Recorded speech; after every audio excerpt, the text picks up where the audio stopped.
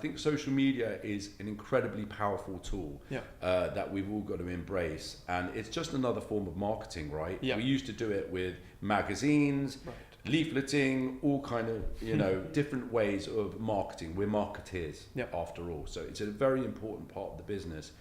What's interesting for me is finding a way to find your voice within social media, which isn't copying a formula that other people are doing. And I think what we're trying to achieve is selling lifestyle over social media, selling the personality of people who are working with us as London House.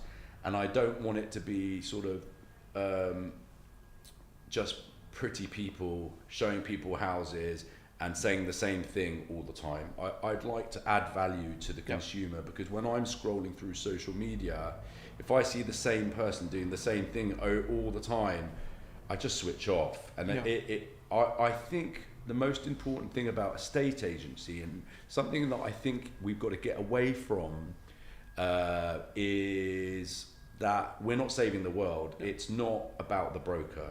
It's about the property and the lifestyle. And when a client employs you, they want to sell their property and their home and their lifestyle to someone. That's what's going to pull at the heartstrings for the consumer, not how clever a broker is. So I guess we want people, we want clever brokers, and we want personality. Of course. But I think I don't want to get away from what we're doing, which is selling lifestyle and property. Right. And what are those, what are a couple of questions that you throw their way when you want to figure out if they're the right fit for you? Truthfully, I mean, we play a role. So I'm sorry if I'm repeating myself, but so everyone has a preconception of what a realtor is going to look like, right? Before you meet them, you think, okay, I'm going to meet a realtor now. And sometimes I meet even realtors who want to join us or who I'm going to do business with, and I see them come along dressed as a realtor, looking like a realtor. You can kind of spot them walking down the road. And then they'll start talking about business, and they'll say, oh, the price per square, and that's great, but I assume automatically that people are going to have knowledge about the business.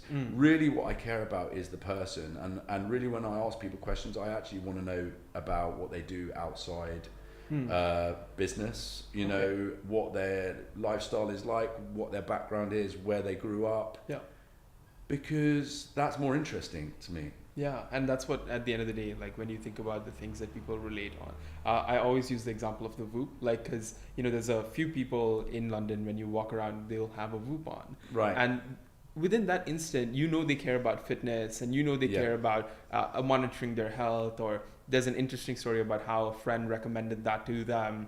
And it's the same with any other collection item. You have the higher end of the market. It's like, oh, I'm an arts club member, I'm a Soho House member, etc. And then you have the folks with the varieties of APs and Rolexes and things like that. But each piece or each membership is kind of a community that they're a part of. It's a brand, actually, isn't it? You brand you self-brand yourself. And I think we have to brand ourselves. So I am aware of it. And I think we all self-brand ourselves. Even our clients self-brand themselves when they instruct London House. Why would they instruct London House? Why would they instruct DDRE? Why would they instruct Beecham Estates? Because people self-brand themselves. It's kind of like around the dinner table, people say, oh, who's your agent? It's kind of like a flag on who you are. Gotcha. We all self-brand ourselves unknowingly, constantly. And it's not particularly nice to pigeonhole people, but even with people, they might come to me and say, an international buyer might come to me and say, I want to have cafe culture, I want to be at this school, etc., etc. In my mind, I'm branding them. I'm thinking, okay, well, you're going to go to Notting Hill, or you're going to be in Marylebone High Street.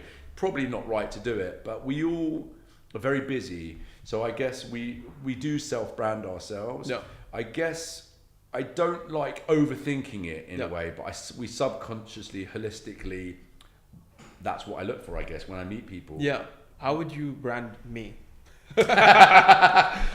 It's too much. God, I don't know you well enough. I mean, I'd have to ask you more about you know, because I think it's not linear. It's not like what you look like. It's about what makes you tick. I'd want to have a conversation. Maybe after an hour we can discuss what I'm gonna. Yeah, I was like, I wanted to see which sort of borough I fit in. Yeah, I think you're asking me about what I look for. I'm really interested in people, and I think when I show a property, for instance, what's been really difficult to get across on the TV show, for instance, is how we show properties, because I'm not one of those agents who is, I mean, I do have the knowledge, but I'm not sort of, hey, this is a Gaggenau appliance, and this is, I don't know, whatever surface or this is, I'm technologically challenged, actually. Right. So I don't spend a huge amount of time always talking about the house. What I do is sell the benefits to the person, depending on what they've told me they're after. Right.